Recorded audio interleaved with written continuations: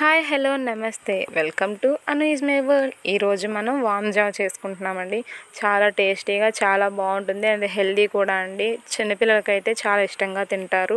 సరే దీని ప్రాసెస్ చూసేద్దామా మనం. దీనికి కావాల్సింది రైస్ అండి. ఒక గ్లాస్ తీసుకున్నాను నేను. ఒక 2-3 టైమ్స్ బాగా వాష్ చేశాను. దీనికి కావాల్సింది చింతపండు కూడా కావాలండి పులుపు కోసం. సో నేను చింతపండు కూడా ఆల్రెడీ 5 మినిట్స్ ముందే నానబెట్టేసుకున్నాను. దీనికి ఒక 3 టేబుల్ స్పూన్స్ ఆయిల్ తీసుకున్నానండి. దెన్ నెక్స్ట్ సాల్ట్ ఒక 3 table spoons and 3 tomatoes, 3 onions and 2 table spoons కారం అండి. కొంచెం మిల్ మేకర్లు తీసుకున్నానండి నానబెట్టి. నేను ఆల్రెడీ ఆనియన్స్, టొమాటోస్ నేను చాప్ చేసి పెట్టుకున్నానండి. నేను టొమాటోస్ అవి మా చెట్లకే పండాయి, కొంచెం పుల్లగా ఉంటాయి. సో నేను చింతపండు కొంచెం తక్కువ తీసుకున్నాను. మీరు కావాలంటే రైస్కి సరిపడా ఎంత పడుతుంది అనేది మీ అంచనా ప్రకారంగా మీరు వేసుకోవచ్చు.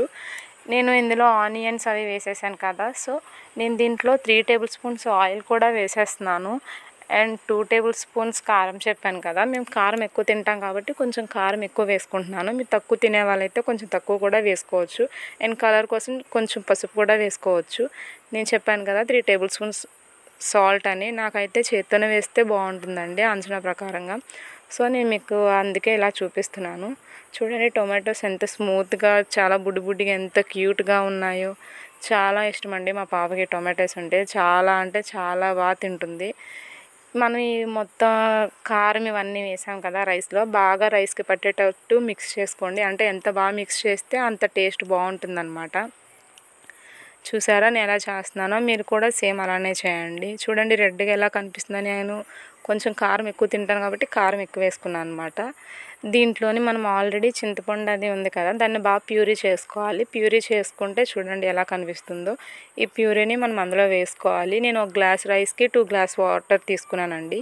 అంటే ఇది జావ కాబట్టి ఒక 3 గ్లాసెస్ తీసుకోండి. అంటే కొంచెం వాటర్ ఎక్కువ పడుతుంది. మేము రైస్కి తీసుకుంటున్నాం కదా అనేసి ఆ కొలతలతో వేయకండి, అలా చేస్తే బాగా రాదు.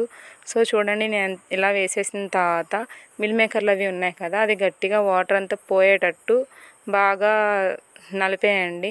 అది మొత్తం స్క్వీజ్ అయిపోద్ది కదా. వాటర్ అంతా పోయిన తర్వాత మనం కుక్కర్లో వేసేసుకోవాలి.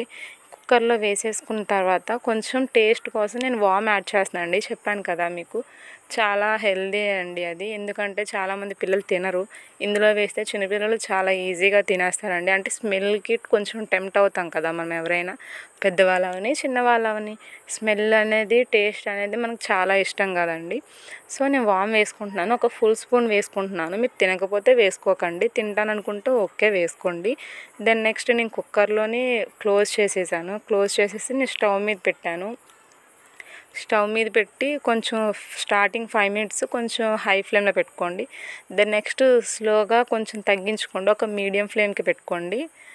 చూడండి ఇది ఇలా అయిన తర్వాత కొంచెం విజిల్ అది వచ్చేస్తుంది కదా, అప్పుడే మీకు తెలుస్తుంది ఆ స్మెల్ ద్వారా, అంటే ఉప్పు కారం అన్నీ సరిపోయా లేదా అని.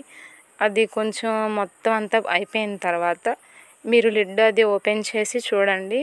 ఆ స్మెల్ కలుపుతూ ఉంటే వస్తుందండి. ఆ స్మెల్కే ఫ్లాట్ అయిపోతాం, ఆ స్మెల్కే కడుపు నిండిపోయిద్ది కూడా. చూడండి మా పాప ఎలా చూస్తుందో. అది ఎప్పటికెప్పటికి తింటానా అని మరీ చూస్తుంది. తనకి చాలా ఇష్టం అండి. అందుకనేసే నేను చేశాను అనమాట. ఈ వేడిగా ఉండేటప్పుడే తినేయండి. చూడండి వాటరీగా ఉంది కదా, అలా వాటరీగా ఉంటేనే మంచిదండి. చల్లారిపోయింది అంటే కొంచెం థిక్గా అయిపోతుంది, తినాలని కూడా అనిపించదు. సో నాకు నచ్చినంత వరకు అయితే కొంచెం ఇలా మంచిగా ఉంటుంది.